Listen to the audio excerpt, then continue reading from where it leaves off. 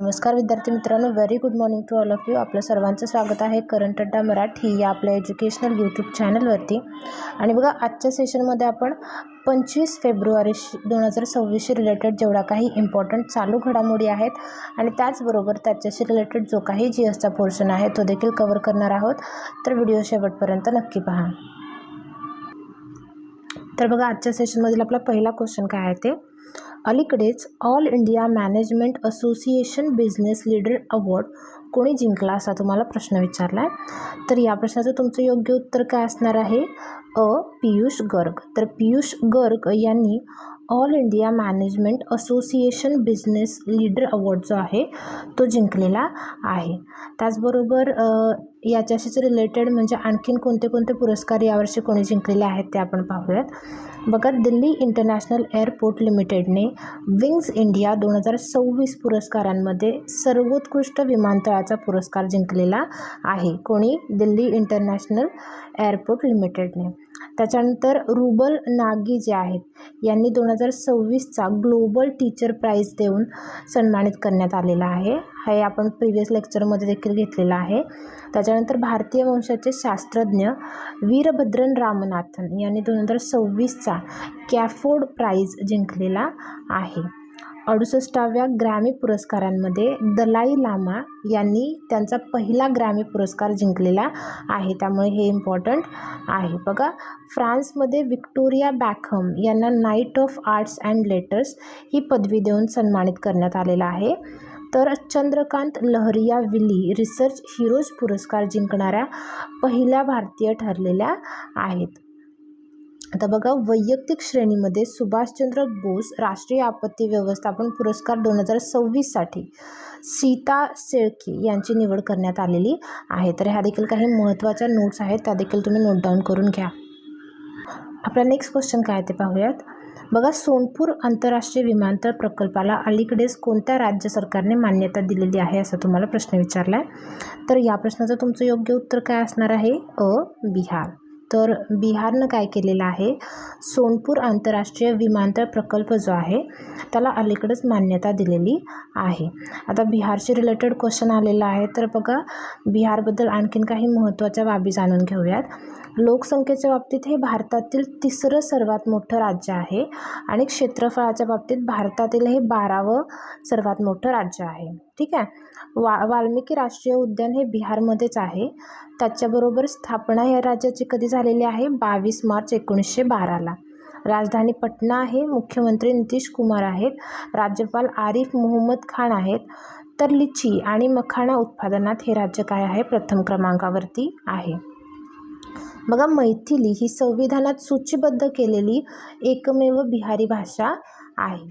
त्याच्यानंतर बघा, लोकसभेमध्ये 40, राज्यसभेमध्ये 16, तर विधानसभेमध्ये 243 सीट्स आहेत. आलोक राज यांची बिहार कर्मचारी निवड आयोगाचे अध्यक्ष म्हणून नियुक्ती करण्यात आलेली आहे.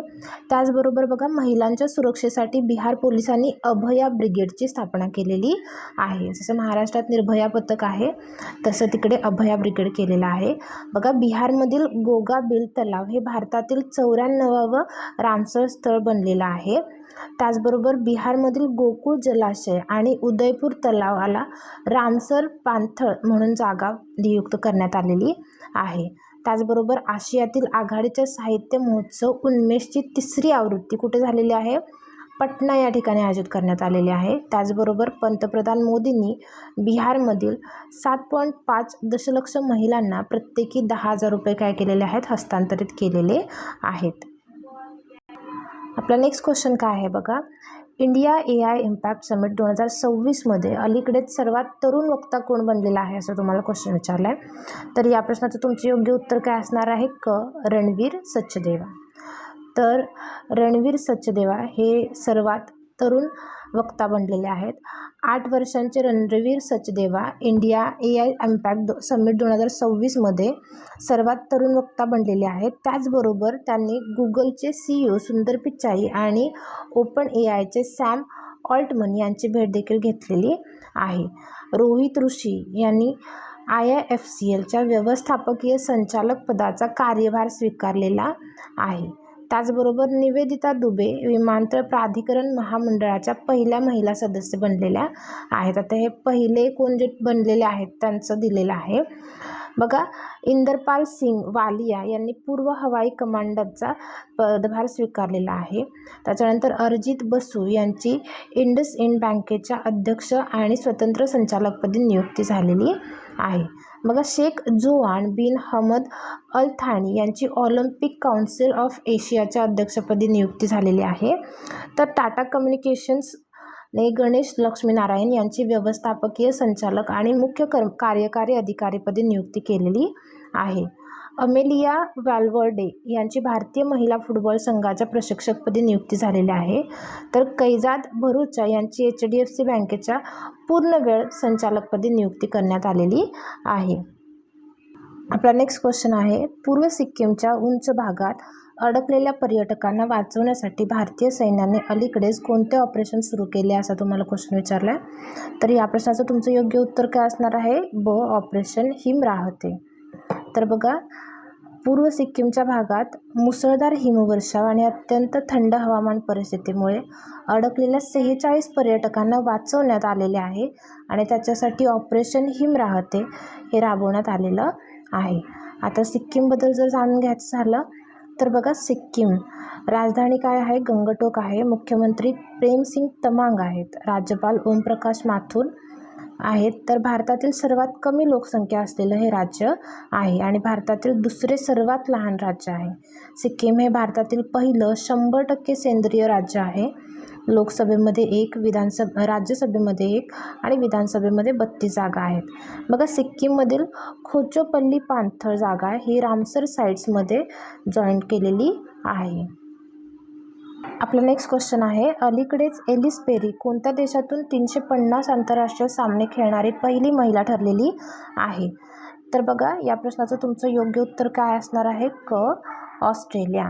आता एलिस पेरी सर्व फॉर्मॅटमध्ये 350 आंतरराष्ट्रीय सामने खेळणारी पहिली ऑस्ट्रेलियन महिला क्रिकेटपटू ठरलेली आहे, जी जागतिक स्तरावरती तिच्या आधी फक्त हरमनप्रीत कौर आणि सुजी बेट्स यांनीच हा पराक्रम केलेला आहे आणि आता याच्यामध्ये एलिस पेरी यांचं देखील नाव जोडलं गेल्यात आलेलं आहे.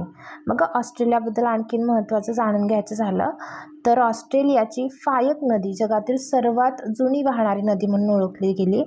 त्याचबरोबर ऑस्ट्रेलियन महिला क्रिकेटपटू एलिसा हिलीने सर्व प्रकारच्या आंतरराष्ट्रीय क्रिकेटमधून निवृत्तीची घोषणा केलेली आहे. 16 वर्षाखालील मुलांसाठी जगातील पहिली सोशल मीडिया बंदी ही ऑस्ट्रेलियामध्येच लागू करण्यात आलेली आहे. राजधानी काय आहे ऑस्ट्रेलियाची? कॅनबेरा आहे. चलन ऑस्ट्रेलियन डॉलर. पंतप्रधान अँथनी अल्बानीज आहेत आणि सर्व ऑस्ट्रेलियन नागरिकांसाठी मतदान अनिवार्य आहे. मतदान न केल्यास त्यांना $16 दंड आकारला जातो. आपला नेक्स्ट क्वेश्चन बघा, बढ़ना है तो यहाँ जुड़ना है ही देशव्यापी मोहीम अलीकडेच कोणी सुरू केली आहे असं तुम्हाला क्वेश्चन विचारला आहे. तर या प्रश्नाचं तुमचं योग्य उत्तर काय असणार आहे? ब, जयंत चौधरी.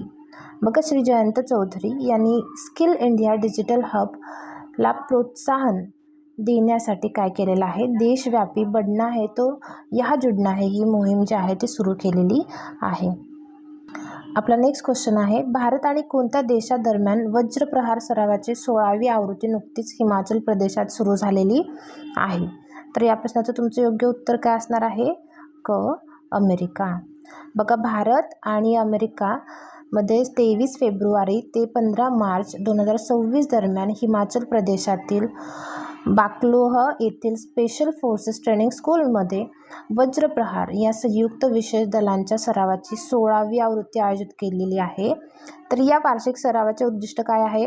भारत अमेरिका संरक्षण सहकार्य मजबूत करणे, त्याचबरोबर कार्यक्षमता वाढवणे आणि संयुक्त ऑपरेशनल तयारी मजबूत करणे.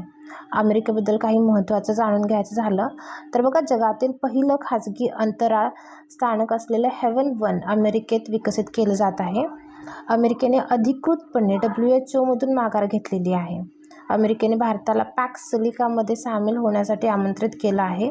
त्याचबरोबर अमेरिकेनं काय केलेलं आहे, 75 देशांचे व्हिसाज निलंबित केलेले आहेत. अमेरिकेने इराणशी व्यापार करणाऱ्या देशांवरती 25% कर लादलेला आहे आणि अमेरिकेने सिरियामध्ये ऑपरेशन हॉक आय स्ट्राईक केलेले आहेत.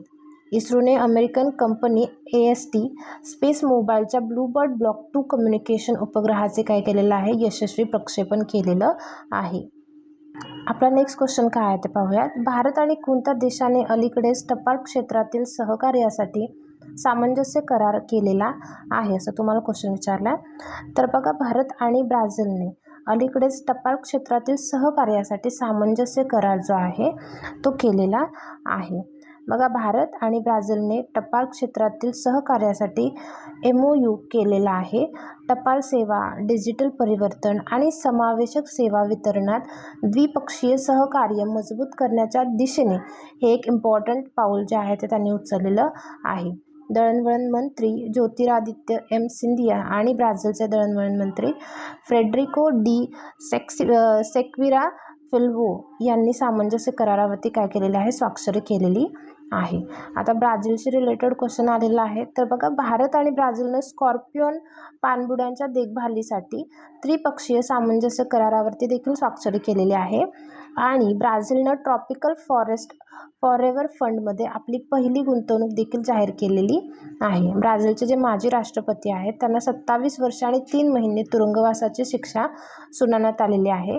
तर ब्राझीलने 7 सप्टेंबर 2025 रोजी आपला स्वातंत्र्य दिन जो आहे तो साजरा केलेला आहे. पंतप्रधान मोदी रिओ डी जेनेरो येथे 17व्या ब्रिक्स शिखर परिषदेला उपस्थित राहिलेले आहेत.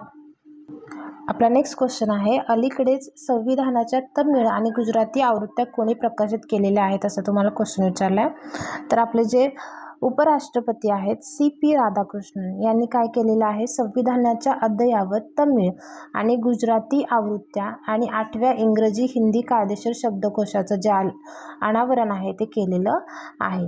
तर बघा, आजचं आपलं लेक्चर इथे संपत आहे. आय होप लेक्चर तुम्हाला आवडलं असेल. लेक्चरशी रिलेटेड किंवा करंट अफेअर्सशी रिलेटेड तुम्हाला काहीही क्युरीज असल्या तर त्या कमेंट बॉक्समध्ये नक्की मेन्शन करा आणि आपले व्हिडिओज जर तुम्हाला आवडत असेल तर व्हिडिओला लाईक, शेअर आणि सबस्क्राईब करायला अजिबात विसरू नका. धन्यवाद.